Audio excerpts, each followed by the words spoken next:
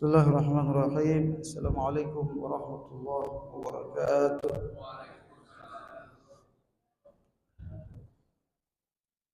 Innal hamdalillah nahmaduhu wa nasta'inuhu wa nastaghfiruhu wa nastahdihi wa natubu ilayh. Wa na'udzu billahi min shururi anfusina wa min sayyiati a'malina. Innahu may yahdihillahu fala mudilla lahu wa may yudlilhu falan tajida lahu waliyyan murshida.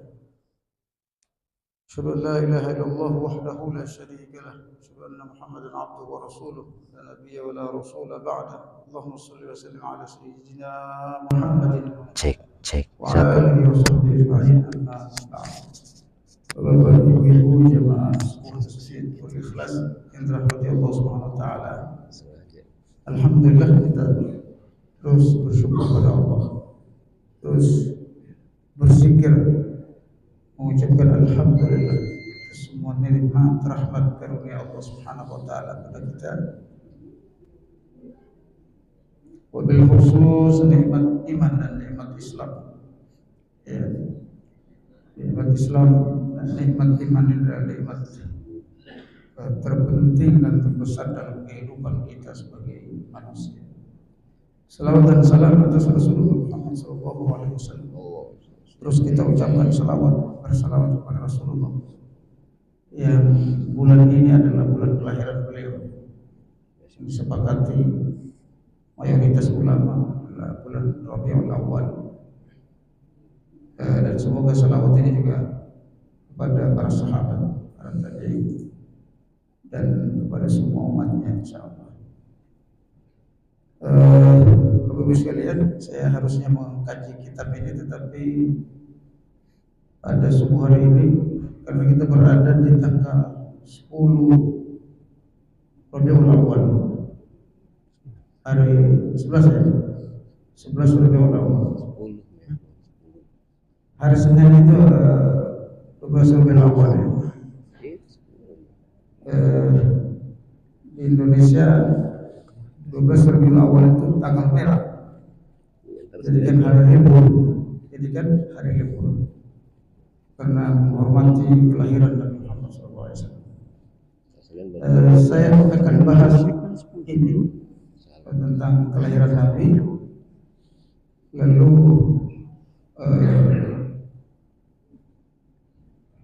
tujuan Nabi Muhammad ini diutus, lalu kemudian termasuk hukum kita memperingati, bukan merayakan, memperingati kelahiran Nabi Muhammad SAW, dan bagaimana hidup manusia sebelum datang Nabi Muhammad. Bapak Ibu sekalian dirahmati Allah, disepakati oleh para ulama, khususnya Ahlus Sunnah wal Jamaah, bahwa kelahiran Nabi Muhammad SAW adalah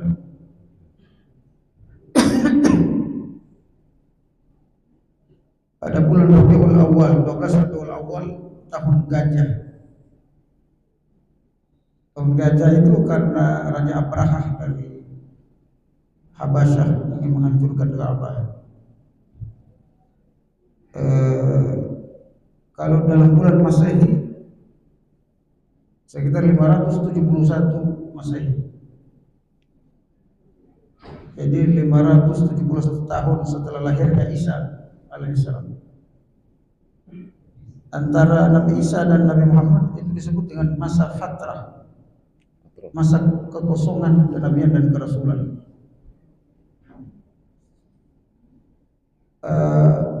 Nabi Muhammad SAW, Bapak Ibu, lahir dan diutus oleh Allah SWT dalam kondisi manusia yang kehidupan manusia yang sangat rusak total, masa fatrah kekosongan kenabian, dan setelah dua imperium Romawi dan Persia tidak ada yang mendakwahinya. Dua imperium ini, Romawi kemudian berusaha membunuh Nabi Isa alaihissalam. Bangsa Romawi ini lewat lobi Yahudi membunuh banyak nabi, Bapak. Antara Nabi Zakaria, Nabi Yahya, Nabi Ilyas, Nabi Ilyasa, sampai Nabi Isa alaihissalam. Jadi masa kekosongan nabi dari Nabi Zakaria, Nabi Yahya, Nabi Isa itu luar biasa. Karena nggak mungkin muncul nabi kecuali dibunuh oleh Yahudi. Termasuk Nabi Muhammad nanti ada usaha pembunuhan. Jadi bagaimana kehidupan manusia tanpa kenabian? Di mana pengikut Nabi Isa yang masih lurus itu dikejar-kejar, tidak bisa berdakwah, menyampaikan risalah terakhir Nabi Isa alaihissalam sebelum Nabi Muhammad. Kita masih ingat kisah Ashabul Kahfi. Ashabul Kahfi itu adalah kelompok pemuda yang beragama Nasrani, beragama Tauhid, mengikuti ajaran Nabi Isa yang murni. Mereka harus bersembunyi di gua karena dikejar-kejar bangsa Romawi, kerajaan Romawi. Jadi seperti itu Bapak Ibu sekalian kondisinya. Jadi tidak bisa berdakwah sehingga manusia rusak luar biasa. Ada ulama besar dari India namanya Abul Hasan An-Nadawi menulis sebuah buku yang luar biasa isinya Bapak Ibu sekalian. Judulnya itu Mata Khasiral Alam bin Khitatil Muslimin. Apa kerugian dunia dengan mundurnya umat Islam? Karena mundurnya umat Islam. Beliau menceritakan bahwa kehidupan manusia sebelum lahir Nabi Muhammad itu seperti hewan. Tidak ubahnya hewan. Manusia tidak seperti manusia. Saling bunuh, saling menghancurkan. Tidak ada peradaban persaudaraannya. Romawi dan Persia itu saling berperang selama 700 tahun. Gantian saja menang kalahnya itu. Kadang Romawi kalah, Persia kalah. Bahkan Kaisar Romawi itu Herodos, Kaisar Romawi namanya Herodos yang terakhir itu menikahi kakaknya. Nikah dengan kakaknya. Ini manusia kayak ayam Bapak Ibu. Tidak ada aturan. Di Persia, Raja Persia menikahi ibunya. Ibunya nikahi. Jadi kehancuran manusia luar biasa Bapak Ibu sekalian. Khususnya di bangsa Romawi, di mana manusia disabung seperti ayam. Yang kuat itulah yang menang.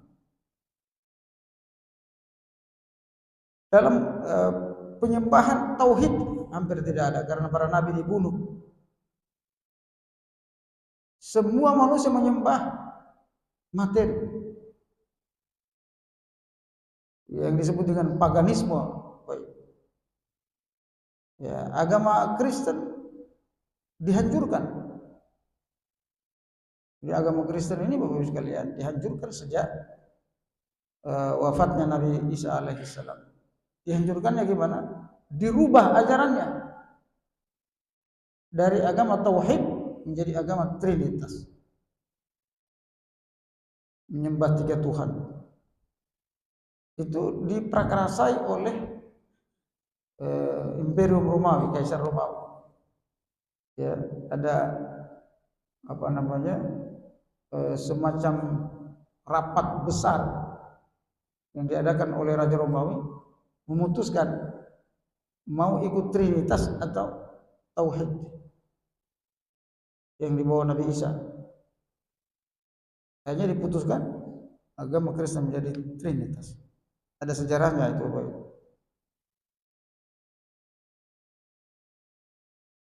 Lalu kemudian di Jazirah Arab Bapak Ibu, Jazirah Arab sendiri lebih rusak lagi. Makanya Nabi SAW diutus di bangsa yang sangat rusak. Sisa-sisa ajaran Nabi Isa masih ada.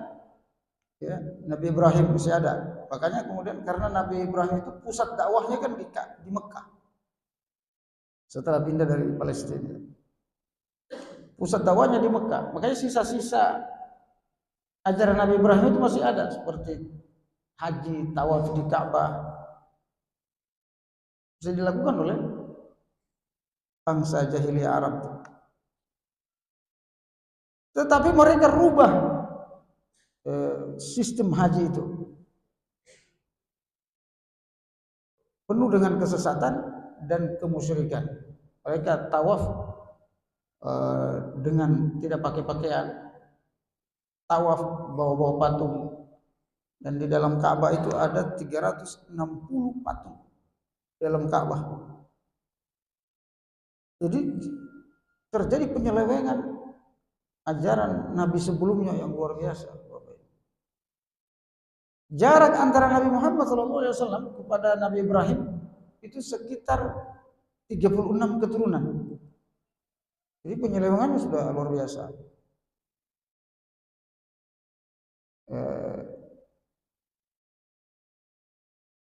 Nah, bahkan sistem sosial bangsa Arab ditulis oleh para ahli sejarah, itu sistem sosialnya rusak sekali Bapak Ibu. Kenapa? Karena kapan saja bisa terjadi perang. Jadi perang antar suku itu di bangsa Arab itu biasa.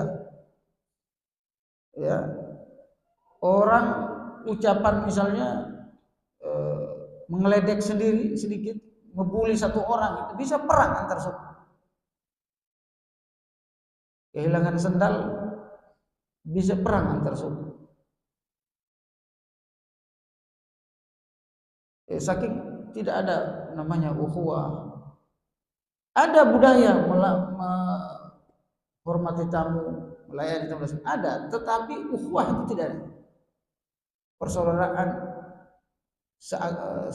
karena ikatan agama tidak ada. Bahkan pernikahan, sistem pernikahan di bangsa Arab ada 8 sistem pernikahan.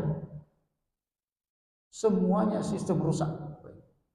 Di antara sistem nikah bangsa Arab itu seorang perempuan didatangi oleh laki-laki mana saja. Nanti ketika dia hamil dan melahirkan anak, yang berhak mengawininya adalah wajah anaknya sama dengan laki-laki yang menghamilinya. Itu nikah masa jahiliyah. Lalu kemudian dirubah oleh Islam nanti. Di masa jahiliyah, bangsa Romawi, Persia menikahi perempuan tidak dibatasi. Sesuai kemampuan. Kalau dia mampu 100. Makanya zaman dulu raja-raja itu istrinya bisa 1000. Nabi Sulaiman 1000 istrinya. Nabi Daud 100 istrinya.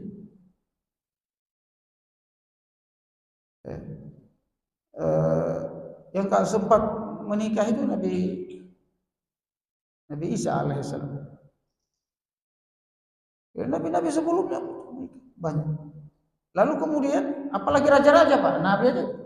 Nabi sebelum Nabi Muhammad. Apalagi raja-raja. Tanpa batas. Lalu kemudian dibatasi oleh Islam. Fankihu ma taba lakum minan nisa'i mathna wa thulatha wa ruba'. Nikahilah perempuan 1, 2, 3 atau 4 maksimal. Dibatasi oleh Islam. Tiba-tiba datang orang liberal dari barat mengatakan Islam tidak menghargai perempuan. Islam berpoligami. Dia nggak tahu kalau sebelum Islam itu nikah tanpa batas. Bapak Ibu sekalian. Jadi ada banyak orang Islam sendiri Bapak Ibu tidak kenal Islam, menghina agamanya karena nggak ngerti sejarah. Nah, Bapak Ibu sekalian, dalam kondisi seperti ini Allah mengutus Nabi Muhammad sallallahu alaihi wasallam. Rasulullah SAW, Bapak Ibu, dilahirkan oleh seorang wanita suci yang masih ada keturunan dari Nabi Ibrahim AS. Jadi ayahnya itu Abdul Muttalib itu masih keturunan ke-30 sekian dari Nabi Ibrahim AS. Sekarang ada keturunan Nabi Muhammad yang sekarang ada isruh nasab ini, itu keturunan sudah sampai 40. Ada yang 38, 40 keturunan Nabi. Langsung dari Nabi. Di Maroko itu 40. Yang Ba'alwi di sini ada yang 38, ada 40. Jadi keturunan Nabi itu seperti itu. Itu yang benar hitungannya, karena hitungan internasional. Nah, di masa-masa seperti ini lahir Nabi Muhammad. Jadi sekitar 36, 38 gitu, Nabi keturunan yang ke-38 lahir Nabi Muhammad. Bisa jadi nanti ke-40 atau ke-40 sekian lahir keturunan Nabi Muhammad SAW yang disebut dengan Imam Mahdi. Jadi memang gak lama-lama Bapak Ibu sekalian, sebagaimana Nabi Ibrahim utus lalu lahir Nabi Muhammad. Jauh gitu baru lahir lagi. Dan Imam Mahdi itu disebutkan oleh Rasulullah SAW akan muncul nanti keturunanku. Ketika kezaliman memenuhi dunia, dia merubah semuanya. Nah, kita ini kan kembali kepada kezaliman. Sampai-sampai imam masjid besar di Indonesia cium kepalanya paus. Ya, mulai merusak agama gitu. Jadi kembali zaman kejahiliyah lagi. Kembali zaman jahiliyah. Ketika zaman jahiliyah muncul kembali, nanti akan Allah munculkan orang yang akan membaharui agama ini. Orang yang akan merubah kondisi manusia yang luar biasa sesatnya. Jadi kepada Islam. Dan itu akhir zaman. Begitulah kehidupan kita. Nah, Nabi Muhammad SAW, Bapak Ibu sekalian, adalah Nabi terakhir yang diutus oleh Allah SWT. Tidak ada lagi Nabi setelah Nabi Muhammad. Sehebat apapun orang tidak bisa jadi Nabi. Kenapa? Karena Nabi Muhammad SAW adalah Nabi penutup. Allah SWT berfirman, "Wa ma Muhammadun illa rasul, qad khalat min qablihi ar-rusul, afa in mata aw qutila qalabtum ala aqabikum." Mohon maaf. "Wa ma kana Muhammadun illa rasul, wa ma kana Muhammadun aba ahadin min rijalikum, walakin Rasulullah wa khataman nabiyyin." Ayat ini menjelaskan bahwa Nabi Muhammad itu bukan hanya sebagai ayah di antara kalian, seorang bapak, tidak, tapi dia adalah Rasulullah dan penutup para nabi. Tidak ada lagi nabi setelahnya. Jadi kalau ada yang ngaku nabi pasti sesat, Pak. Jadi kalau ada yang ngaku nabi pasti sesat. Di Indonesia ini ada puluhan orang yang mengaku nabi, di Indonesia saja, Pak. Apalagi di negara lain. Negara lain lebih banyak. Tapi kemudian semua hilang. Kenapa? Karena memang nggak boleh ada nabi lagi. Hilang dengan sendirinya, Pak. Subhanallah. Di Indonesia yang terakhir ada nabi namanya Nabi Tukimin. Tukimin. Menerima wahyu katanya dari Gunung Sindur.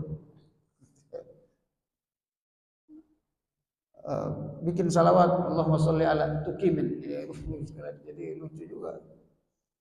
Tapi ada pengikutnya, Pak. Tapi kemudian dipenjara ya. Di Sulawesi juga ada yang ngaku nabi, di Sumatera ada yang ngaku nabi, kemudian hilang begitu saja. Bapak Ibu sekalian dirahmati Allah, Nabi Muhammad sallallahu alaihi wasallam ini kita harus berbangga karena punya Nabi Muhammad. Kenapa? Karena Nabi Muhammad ini adalah Sayyidul Anbiya'i wal Mursalin. Pemimpin para nabi. Makanya ketika para nabi dan rasul 3.000 lebih nabi, 300-an rasul itu hadir di Masjidil Aqsa, 3.000 nabi lebih, 300-an lebih rasul kumpul di Masjidil Aqsa. Ya, wallahu alam apakah ruhnya? Ya, ruhnya. Karena para nabi itu enggak mati, Pak. Mau pindah alam saja. Lalu dihadirkan kembali ke dunia oleh Allah SWT dengan kekuasaan Allah. Lalu mereka sholat berjamaah. Yang memimpin sholat jamaahnya adalah Nabi Muhammad sallallahu alaihi wasallam. Jadi nabi kita ini Bapak Ibu sekalian, bukan nabi sembarang. Subhanallah. Ya, Nabi Muhammad itu disebut rahmatan lil alamin. Menjadi rahmat untuk seluruh alam. Para ahli tafsir mengatakan rahmatan lil alamin ini adalah rahmatan li kullil makhluqat. Menjadi rahmat semua makhluk, jami'il makhluqat. Al-hayawanat wal jamadat. Bukan cuma manusia, hewan, pohon, wan nabatat. Nabatat itu pohon-pohon. Dan binatang-binatang sampai hewan-hewan yang melata. Itu Nabi Muhammad rahmat bagi seluruhnya. Jadi bukan untuk manusia saja. Bahkan sebagian ahli tafsir mengatakan rahmat di sini rahmat untuk jin sekalipun. Makanya ada jin yang masuk Islam. Jadi Nabi Muhammad ini bukan cuma nabinya manusia, tapi nabinya seluruh makhluk. Itu keutamaan Nabi Muhammad SAW. Nabi Muhammad Bapak Ibu sekalian, tidak pernah Allah memanggil namanya. Ya Muhammad, ya. Ya. Selalu Allah memanggil namanya dengan kenabiannya. Ya ayuhan nabi, ya ayuhan rasul. Kalau nabi dan rasul yang lain itu dipanggil dengan namanya. Ya Adam, uskun anta wa zawjukal jannah.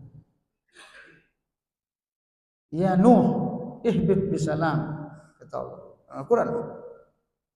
Ya Ibrahim, qad saddaqta ru'ya. Ya Yahya, khuzil kitaba biquwwah. Ya Musa, ya Dauda, inna ja'alnaka khalifatan fil ardi.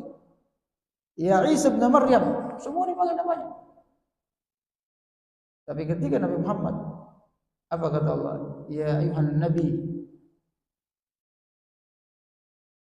jahidil kuffara wal munafiqin waghluz alaihim. Ya ayuhan rasul, balligh ma unzila ilaik. Fa in lam taf'al fama ballaghta risalata. Jadi dipanggil namanya, Bapak Ibu. Saya tidak namanya dipanggil, saking Allah memuliakan nabi ini. Kalaupun Allah menyebut nama Nabi Muhammad, biasanya digandengkan dengan risalahnya, kerasulannya. Misalnya Muhammadur, bukan ya Muhammad, tapi Muhammadur Rasulullah. Selalu disebut dia Rasul Allah atau Nabi Allah. Wa ma Muhammadun illa Rasul, selalu disebut Rasul. Ketika menyebut nama Nabi Muhammad SAW.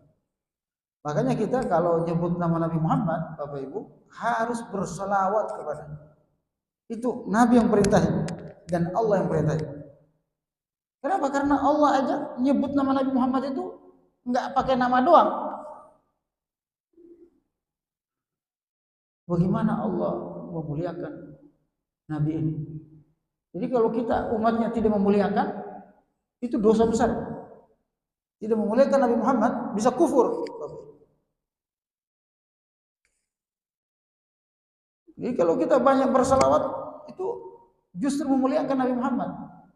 Melarang orang bersalawat kufur. Karena melarang ayat.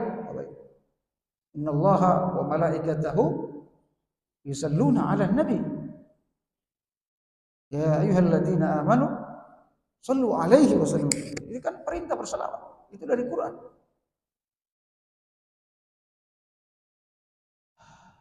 Nabi Muhammad, Bapak Ibu sekalian dirahmati Allah Subhanahu wa taala, satu-satunya nabi yang dipuji oleh Allah. Jadi kita muji Nabi Muhammad itu enggak ada apa-apanya Pak, pujian Nabi pada Nabi Muhammad dibanding pujian Allah Subhanahu wa taala kepada Nabi Muhammad. Nabi Muhammad dipuji oleh Allah Subhanahu wa taala dalam banyak ayat. Allah berfirman, wa innaka la'ala khuluqin azim. Sungguh Muhammad itu berada pada puncak akhlak.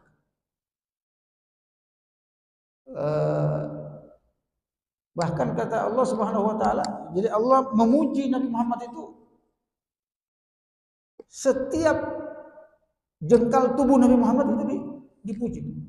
Beda dengan Nabi lain. Kalau Nabi lain itu dipuji secara umum saja. Ya, wazkur fi kitab Ismail innahu kana siddiqan nabiyya. Wazkur fi kitab Ibrahim dan seterusnya. Itu disebut dia adalah nabi yang jujur, dia nabi yang soleh, dia nabi yang baik. Selesai. Kalau Nabi Muhammad kan dipujinya itu detail. Ya. Oh ini kan Quran. Oh ibu sekalian, Quran itu menyebut ada nama-nama surat dimulai dengan nama nabi, Pak. Surat Nuh, surat Ibrahim, surat Maryam, surat Bani Israel. Tapi tidak sedetail Allah memuji Nabi Muhammad. Apa kata Allah? Wa ma yantiqu 'anil hawa in huwa illa wahyu yuha. Nabi Muhammad itu tidak berbicara kecuali wahyu.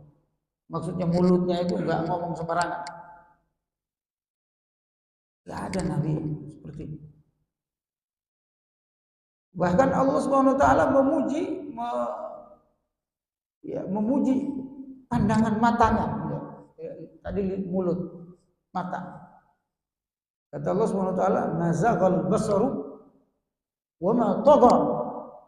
Pandangan mata Nabi Muhammad itu tidak pernah melenceng dari kebenaran. Tidak ada nabi dipuji seperti itu. Hatinya khusus dipuji oleh Nabi, oleh Allah SWT. Maka kadzabal fuadu ma ra'a. Hati Nabi Muhammad itu tidak pernah berdusta terhadap apa yang dia lihat. Tidak ada nabi yang lain, rasul yang lain dipuji sedemikian rupa oleh Allah Subhanahu wa taala. Makanya kata Allah, wa innaka la'ala khuluqin azim.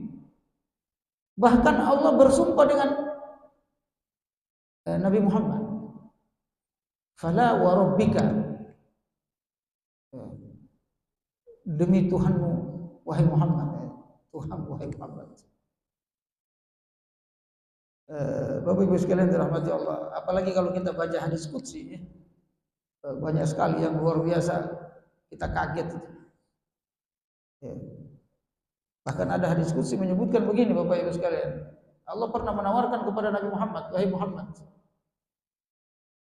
karena besarnya rahmatmu, sekarang engkau memberi rahmat kepada umat. Kata Allah, kata Nabi Muhammad, jangan engkau maha rahman, engkau maha rahim. Saking luar biasa rahmat Nabi Muhammad SAW. Jadi kalau kita muji Nabi Muhammad setinggi apapun Pak, nggak ada masalah. Makanya para sahabat muji Nabi Muhammad itu dahsyat. Ada seorang sahabat menggubah syair yang sekarang kita sering nyanyikan. Qamarun itu, kata Qamarun itu sahabat yang Nabi Muhammad itu adalah Qamar. Qamar itu bukan Pak Komar ya, guys sekalian. Qamarun itu bulan purnama. Karena orang Arab melihat pemandangan yang paling indah itu adalah bulan purnama yang muncul sepenuh. Itu luar biasa.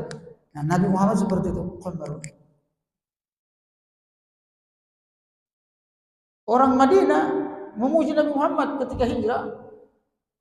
Apa kata orang Madinah? Tala'al badru alaina min saniyatil wada'i wajib syukru alaina ma da'a lillahi da'i. Itu ucapan para sahabat, Bapak Ibu. Jadi kalau ada yang membid'ahkan enggak ngerti sejarah.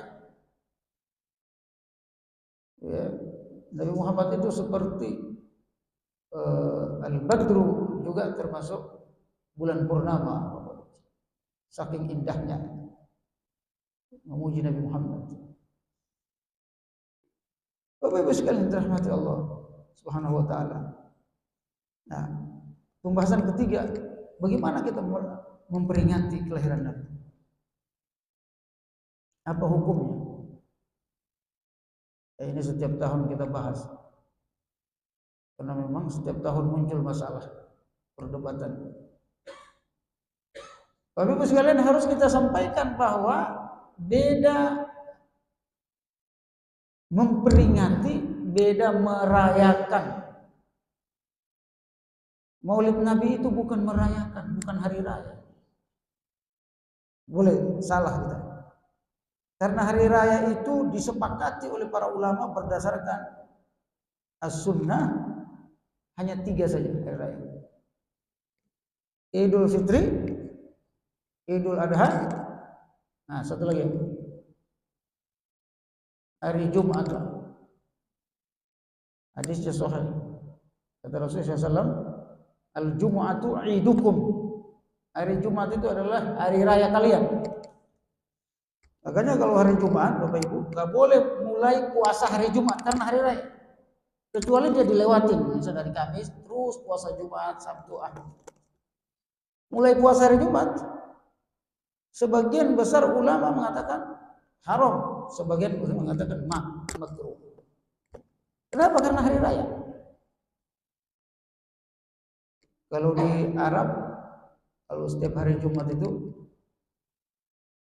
orang pulang sholat Jumat, itu biasanya ramai pasar-pasar.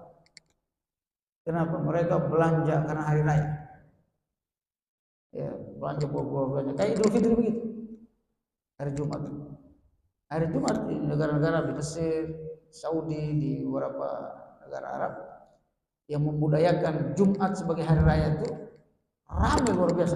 Turun semua bapak-bapak itu kayak Idul Fitri.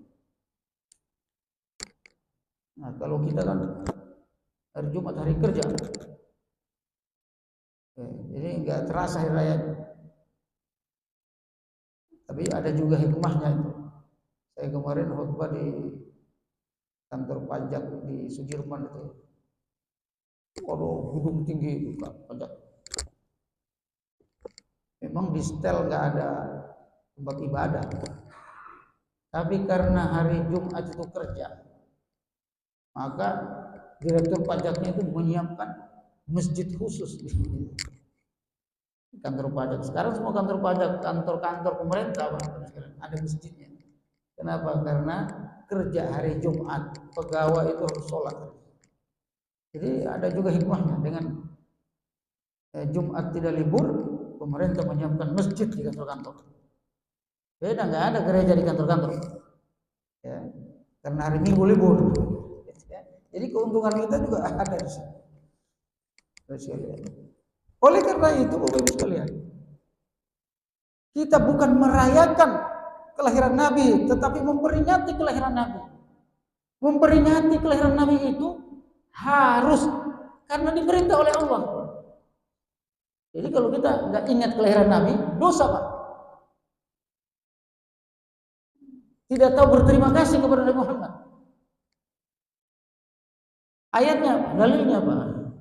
Bapak sekalian, saya pernah sampaikan di sini. Dalilnya itu Allah memerintahkan dalam beberapa ayat.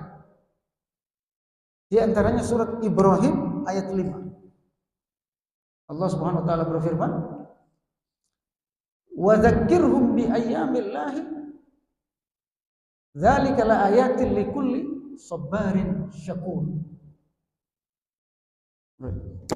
Wahai Muhammad, perintahkan kepada umatmu agar memperingati hari-hari Allah, ayyamillah. hari-hari yang Allah anugerahkan nikmat pada hari itu. Hari-hari yang Allah muliakan pada hari itu. Itu diperingati, Pak. Perintah, wazakirhum. Peringatkan mereka wahai Muhammad. Makanya Nabi Muhammad SAW memperingati bebasnya, hari bebasnya Nabi Musa dan Bani Israel dari kejaran Firaun. Hari Asyura. Itu hari, Bapak, hari yang penuh dengan nikmat. Nabi Muhammad SAW kelahiran beliau peringati. Muhammad lahir hari Senin. Setiap hari Senin Nabi Muhammad puasa. Cara memperingatinya begitu, dengan puasa. Beliau memperingati kelahirannya sendiri. Masa kita nggak memperingati? Kita nggak tahu adab, Bapak Ibu sekalian. Kalau kita tidak memperingati kelahiran Nabi Muhammad, Allah memerintahkan. Peringatkan, bukan merayakan. Karena nggak ada hari raya. Peringatkan wahai Muhammad kepada umatmu, ya, hari-hari Allah yang penuh nikmat. Ibnu Katsir mengatakan ayyamillah itu maksudnya hari-hari yang penuh dengan nikmat Allah. Saya tanya Bapak Ibu sekalian, kelahiran Nabi nikmat Allah. Kalau Nabi nggak lahir, kira-kira kita ini masih jahiliyah tuh.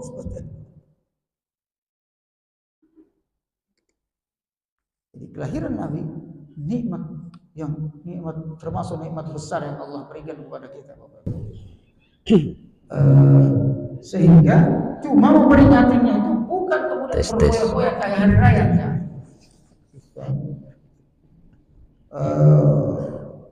Hura-hura dan seterusnya. Memperingati situ kalau bisa dilakukan dengan membaca sirah Nabi, mengajarkan sunnah Nabi, mengingatkan kepada umat tentang kemuliaan Nabi, memuji Nabi, berselawat banyak-banyak kepada Nabi. Aduh, sekalian dirahmati Allah. Ini penting sekali. Lalu kemudian banyak di YouTube ini, mohon jangan mudah dipercaya, apalagi yang di TikTok. Kami di Majelis Ulama Indonesia itu banyak menemui aliran sesat yang ada di TikTok dan di YouTube. Ceramah biar viral dan seterusnya, tidak berdasarkan referensi, tidak berdasarkan dalil. Di antaranya ceramah mengatakan bahwa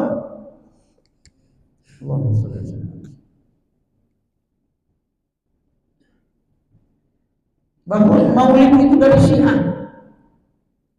Jadi yang pertama menulis Maulid itu dari Syiah, namanya Al-Barzanji. Oh, itu viral Bapak Ibu sekalian. Pokoknya Maulid itu Syiah. Padahal yang pertama memperingatkan umat Islam tentang kelahiran Nabi Muhammad, keagungan Nabi Muhammad, itu Ahlus Sunnah wal Jamaah di masanya Salahuddin Al-Ayyubi untuk membangkitkan semangat umat Islam. Karena dikuasai oleh Yahudi, dikuasai oleh tentara salib, dikuasai oleh Mongol, bangsa Mongol. Hancur habis umat Islam, dia hajar sama Mongol dan tentara salib. Sehingga lahir Turki Utsmani itu. Yang kemudian membalas jajahannya tentara salib sampai ke Eropa. Turki itu menguasai. Makanya baca sejarah Bapak sekalian. Nah, datang-datang orang nggak kenal sejarah itu dari Syiah dan nggak ngerti. Al-Barzanji itu orang Kurdi, satu suku dengan Salahuddin Al-Ayyubi. Jadi salah seorang ulama di masa Ayyubiyah, Salahuddin Al-Ayyubi. Orang Kurdi, mufti di Mesir, salah satu mufti di Mesir, mufti Ahlus Sunnah wal Jamaah Mesir.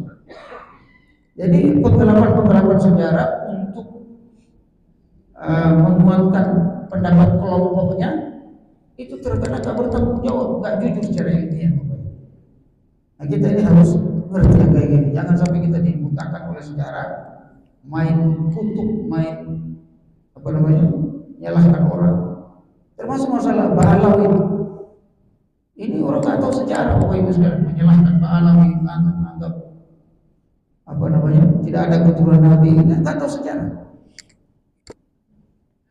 Nah, kita umat Islam yang ngaji, yang punya ilmu, mudah-mudahan tidak terpengaruh dengan fitnah-fitnah yang di YouTube, di TikTok dan sebagainya, Bapak sekalian. Nah, pengajian seperti ini sangat ilmiah, nanti bisa kita diskusikan insya Allah. Oleh karenanya, Bapak sekalian, sahabat mau memperingati. Nah, sahabat tidak memperingati. Ini saya termasuk alhamdulillah betul apa namanya, salah satu anggota Persatuan Ulama Dunia Ahlussunnah wal Jamaah. Ada 90 negara Bapak sekalian. Saya termasuk dari Indonesia. Ada beberapa puluh orang dari Indonesia, saya termasuk. Tahun lalu kami kumpul di Doha, Qatar. Ulama dunia menfatwakan bahwa memperingati kelahiran Nabi Muhammad SAW tidak bid'ah. Termasuk Yusuf Al-Qaradawi, pendiri Persatuan Ulama Dunia, dan Syekh Hasan Dadu, ini ulama besar di dunia sekarang. Ini ulama tidak ada duanya, hafal 52 ilmu, bukan ngerti hafal. Ini semua kitab mazhab 4 itu dihafal semua. Semua ilmu Quran, tafsir, ilmu hadis, semua kitab hadis hafal semua. Jadi kalau ulama sekarang kan merujuk ke kitab, buka dulu kitab, kalau di sini. Jadi buka yang namanya Hasan Dadu, itu guru saya Bapak sekalian. Saya mengaku beliau guru karena saya sempat belajar sedikit. Luar biasa ilmu. Jadi kalau ulama sekarang kan Quran 30 juz nggak hafal. Kalau ini dia umur 5 tahun 6 tahun sudah hafal Quran Bapak sekalian. Belasan tahun hafal semua tuh kitab hadis. Matan hadis hafal semua. Jadi kitab hadis yang 14, kitab hadis yang 9, kitab hadis yang 6, hafal semua. Usul fikih, semua mazhab, hafal semua. Di sini, makanya manusia luar biasa daya hafal. Saya dari kawan-kawan, beliau dari asal Mauritania, bukan Madinah Mekah, bukan. Dari Mauritania, Afrika. Memang Mauritania ini Bapak Ibu sekalian, di Mauritania itu anak-anak hafal Quran umur 10 tahun lebih itu aib. Hafal Quran 10 tahun lebih baru hafal Quran itu aib di sana. Sebelum 10 tahun sudah hafal Quran. Itu negara yang luar biasa Mauritania. Negara miskin, tetapi Quran itu nggak bisa lepas dari anak-anak. Jadi sebelum 10 tahun rata-rata hafal Quran. Nah, saya Hasan Dadu termasuk lahir di sana di Mauritania. Lalu kemudian setelah hafal Quran, kebiasaan mereka hafal matan ilmu. Semua ilmu dihafal, 52 ilmu dihafal. Ulama-ulama ini berfatwa Bapak sekalian. Ulama rabbani, sederhana Pak. Tinggal di tempat kos-kosan, bukan di hotel, bukan kayak ulama sekarang ya, bukan di hotel AC, ya dia biasa. Saya ketemu langsung Bapak sekalian, bajunya itu aja. Walaupun dia dihormati luar biasa. Nah, ulama-ulama yang betul-betul hanya karena Allah Subhanahu wa Ta'ala, fatwanya begitu. Memperingati Maulid Nabi tidak bid'ah. Justru dianjurkan zaman kita agar supaya karakter Nabi Muhammad itu hidup di tengah kita. Sifat Nabi Muhammad itu hidup di tengah kita. Bapak Ibu, di antara saya kemarin khutbah di salah satu masjid, saya sampaikan karena mereka minta karakter Nabi Muhammad. Karakter itu sebenarnya ada 3 karakter. Ada karakter ideologis, religius, karakter moral, dan karakter kinerja. Nah, di antara karakter kinerja Nabi Muhammad itu tidurnya hanya 24 jam. 2 jam kan. Dan Nabi Muhammad tidak pernah waktunya itu kosong kecuali ada kegiatan. Yang kayak gini kan biar kita ikutin, Pak. Nabi Muhammad tidak ada jatuh waktunya itu kosong. Siapa yang ngomongin Quran? Apa kata Allah? Fa idza faradta fansab wa ila rabbika farghab. Wahai Muhammad, kalau engkau kosong dari kerja dunia, lakukan lagi ibadah. Lakukan pekerjaan yang lain. Dan visi-misimu Allah. Ini manajemen luar biasa Bapak Ibu sekalian. Enggak ada waktu kosong, semua ada agenda dia. Kalau kita kan kadang ada namanya hangout, macam-macam. Kalau Nabi Muhammad enggak ada hangout. Penuh semua jadwal. Ini ciri orang sukses Bapak Ibu sekalian yang mesti kita ikutin.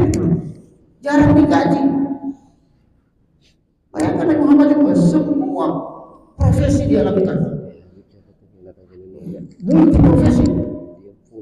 Dia panglima perang, dia raja, dia nabi, dia kepala rumah tangga, dia komandan, semua jadi. Rumah tangganya 11, kita rumah tangga satu aja 4 kotak kita. Ini 11 boleh. Bayangkan kalau ini kita tidak internalisasi tubuh umat. Kedisiplinan Nabi Muhammad. Dan pembahasannya bab lain lagi insyaallah akan makan waktu. Saya cukupkan sampai sini. Semoga ada manfaatnya Bapak Ibu sekalian. Dan semoga kita bisa mengingat Nabi Muhammad dan kemudian bisa mengikuti kehidupannya, pola hidupnya. Sekarang kita pola hidup barat semua anak-anak kita itu. Kenapa? Karena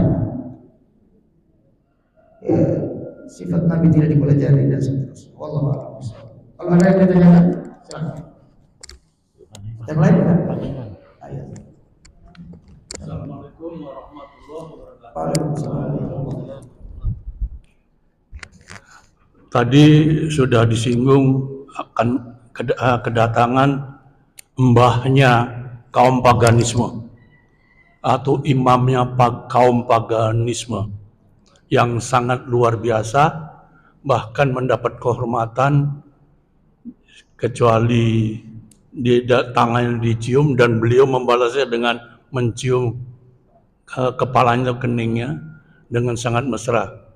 Nah, dengan kedatangan mbahnya atau biangnya kaum paganisme ini, pemikiran umat Islam paling sedikit terbagi 2. Yang satu adalah untuk kaum liberal, senang dia.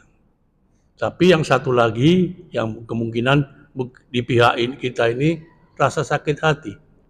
Karena apa? Karena kan dalam Islam itu toleransi berbaris demikian rupa adalah sudah ada garisnya, lakum dinukum waliyadin. Tapi ternyata hal ini barangkali bukannya nggak, beliau orang pinter-pinter hebat. Kayaknya kayak nggak mau tahu gitu. Kalau tidak mengerti tidak mungkin. Nah, dengan hal seperti ini mohon ke depan mungkin tanggapan rakyat yang terbelah ini bagaimana mengeliminasi sehingga akan mendapatkan hasil yang terbaik. Terima kasih. Ya. Ada Al-Quran Bapak Ibu sekalian di surah ini, saya bukan surah Al-Mumtahanah ayat 1.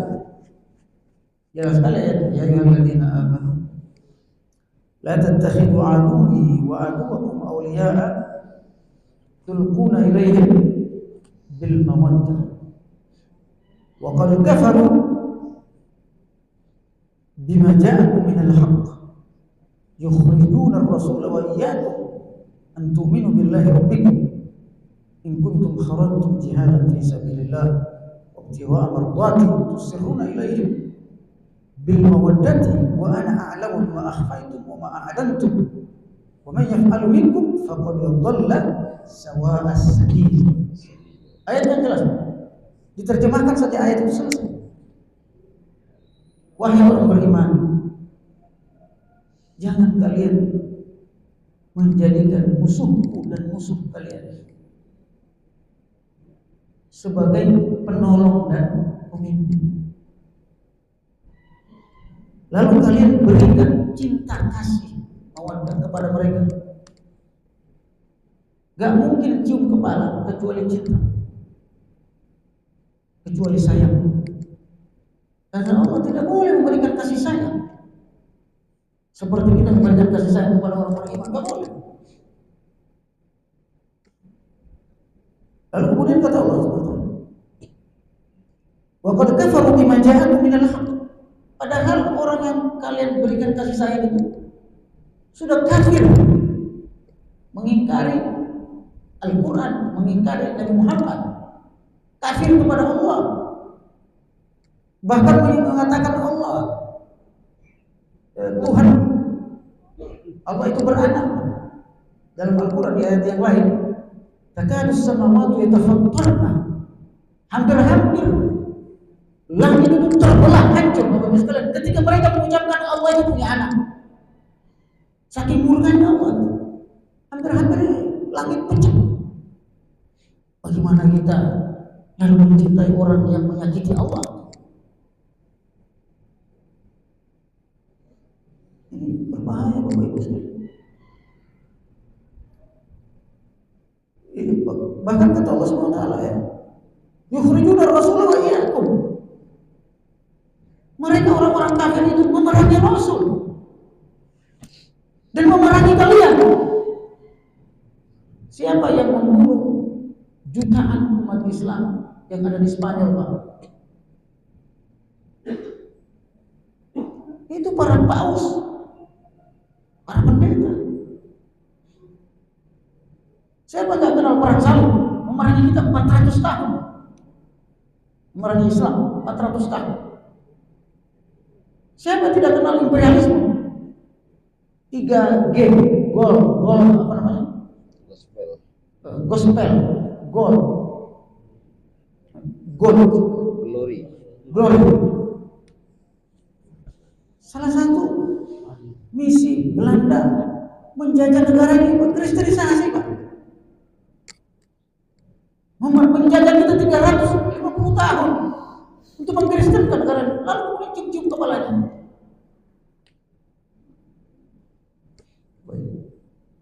Penjajah datang dengan agama ini, lalu kita berkasih sayang dengan agama itu. Sebenarnya Allah ini Bapak-Ibu sekalian nggak ngerti gitu. Bukan kita mencari musuh, bukan. Tapi jangan gadaikan akidah. Lakum dinukum waliyadin. Jangan sampai kira ulama besar dari Al-Azhar Mesir datang ke sini nggak dicium tangannya, nggak dicium kepalanya. Orang kafir dicium kepalanya. Kebalik.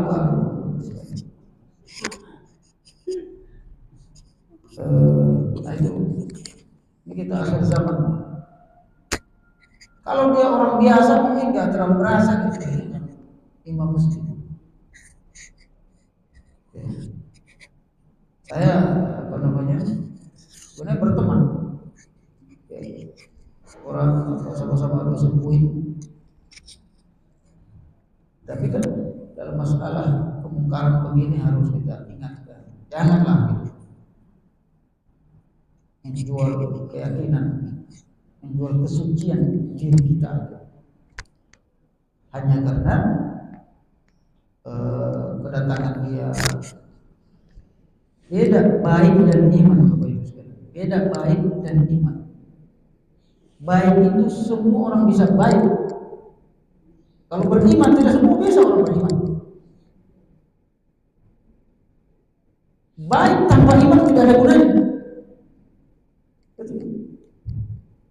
Harus harus iman dan baik. Ya. Baik tanpa iman tidak ada gunanya. Sebaliknya, jahat dengan iman lebih bagus daripada baik tanpa iman. Itu Quran, Bapak sekalian. Kenapa kalau sudah kafir itu, Bapak? Itu kejahatan yang tidak ada duanya lagi. Inna syirka la zulmun azim. Zaliman yang tidak ada lagi, Tuhan. Bukan karena baik, karena cinta dia, penuh kasih sayang dan seterusnya. Sekali ini hati-hati. Silakan, Pak. Sebelum ada sampaikan tadi kan sebelumnya juga sudah ada Robitoh Alam Islami, ada Oki dan sebagainya. Tapi kita tahu bahwa keberadaan Oki, Robitoh dan sebagainya itu kan tidak ditakuti oleh dunia atau oleh Yahudi palingnya. Ya, dia cuma senyum-senyum sajalah melihat perkumpulan umat Islam seperti kayak gitu ya. Tapi kita tahu bahwa pernah ada Al-Qaeda. Betapa Al-Qaeda itu ditakuti oleh jenderal-jenderal perang Amerika saat Al-Qaeda berkembang di Afghanistan. Itu ditakuti. Nah, saya khawatir perkumpulan-kumpulan ini juga tetap tidak akan ditakuti apabila tidak melahirkan keberanian. Kan dikatakan dalam Islam itu alladzina amanu wa hajaru wa jahadu fi sabilillah bi amwalihim wa anfusihim.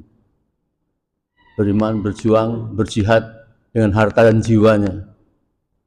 Tapi perkumpulan umat Islam sekarang ini dia mencari hidup dari situ, tidak dengan harta dan jiwanya. Dia tidak mempunyai pendapatan lain kecuali dari situ. Itu mungkin salah satu penyebabnya. Berkumpulan umat Islam di Indonesia juga sangat diandalkan, tetapi ternyata menjadi subordinat saja. Tidak akan mungkin melahirkan keberanian kecuali memang merubah sikap dan mental gitu. Dan itu saya kira menurut saya menurunnya umat Islam kalau hanya melanggar dialog-dialog yang kemudian dia tidak menghasilkan satu keputusan atas kecurangan itu. Saya waktu di Gaza itu, kecuali kumpul sama teman-teman Hamas, saya kumpul sama teman Al-Qassam, Al-Islam. Walaupun Al-Qassam itu ada pasukan dari Al-Hamas, tapi Al-Islam ini merupakan satu kadang-kadang menempuh jalur keberanian itu. Mereka Hamas itu juga tadinya cukup melemahkan. Jadi ada pasukan-pasukan di dalam pasukan yang hebat itu yang tetap memutuskan mempunyai keberanian untuk melakukan sesuatu. Jadi mungkin ini yang harus ada pada umat Islam. Ada pengurus masjid mencium tadi disampaikan, ya sebenarnya begitu aja. Tidak ada yang kemudian apa bersatu sudah pasukan kecil ada yang mengajak bersatu ke Istiqlal untuk berdemo di depannya untuk segera turunkan, itu tidak ada, habis itu hilang begitu saja.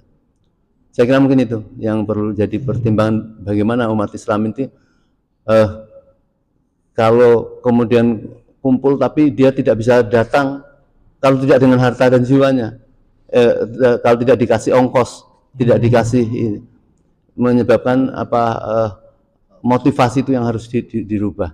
Politisi yang pintar-pintar itu dia tidak punya penghasilan kecuali dari hasil dia di DPR dan sebagainya. Dia itu mencari penghidupan. Kemarin itu di Jawa Timur itu seluruh anggota DPR yang terpilih itu kemudian menggadaikan ijazahnya, SK-nya ya.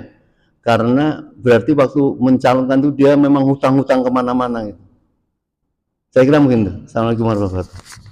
Ya, kita setuju memang banyak NGO internasional Islam maupun nasional memang sifatnya tidak ada sifatnya keulamaan, ada sifatnya kesosialan, sosial, tidak ada yang militer.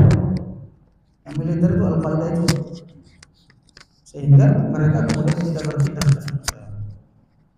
Kayak yang saya sebut tadi, kalau sesuatu ulama dunia memang dia keulamaan. Kalau keulamaan fungsinya apa? Fatwa, ajakan, seterusnya. Memang begitu. Majelis ulama juga begitu. Fungsinya fatwa, kemudian ajakan dan seterusnya. Kalau untuk militer, termasuk di NU Muhammadiyah, dia tidak kemiliteran, tapi dia sosial keagamaan, sehingga sifatnya seperti itu. Bahkan Liga Arab, Bapak Ibu sekalian, di Jatinegara juga sifatnya begitu, politis saja, tidak ada militer. Tidak ada militer. Padahal di suatu negara Arab mestinya ada militer. Nah, itu tidak apa. Sehingga ya kita begini terus. Memang harus yang kedua masalah materialisme memang. Tidak semuanya mencari kehidupan di situ, tetapi karena sifat organisasinya begitu, jadi memang harus ada persatuan umat yang menyepakati siapa yang berjihad secara politik, siapa yang berjihad secara militer, pertahanan, gitu ya. Siapa yang berjihad secara pendidikan, harus ada ekonomi dan seterusnya, sehingga tidak campur aduk. Ini memang perlu di-manage kekuatan umat.